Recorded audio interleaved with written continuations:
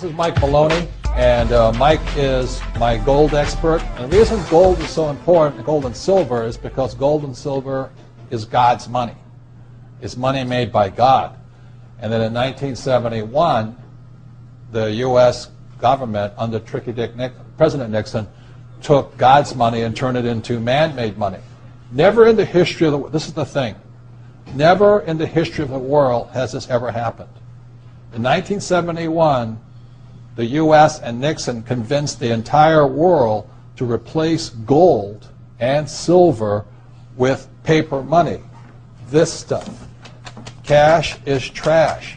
So the reason we have so much volatility in the world today is historically, since the time of the Romans and the Greeks and the French and the English and the Germans, every time they have taken God's money, like silver here, and replaced it with man-made money, there's been economic volatility. Now the problem is, so the dollar is going to keep dropping. So one of the reasons I can predict what's going to happen is I can predict the dollar will keep dropping simply because the U.S. government and now the euro, the European central banks, are printing so much of this trash. So you'll see gold going up in price, oil going up in price, real estate going up in price, because this is trash. So that's what happened in 1971, has happened throughout history. And the reason this current election doesn't make any difference is the only person they can put this back in place is a strong, charismatic leader. People like Julius Caesar, Napoleon. That's why they were such great leaders, was they actually replaced this with this.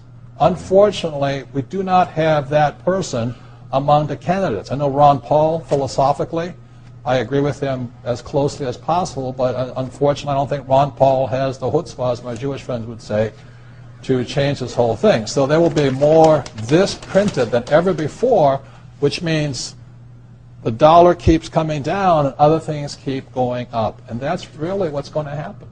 It's predictable. And eventually this will go to its true worth, zero. So all of you savers out there and people trying to save this trash, you're going to lose big time. With that, Mike Maloney.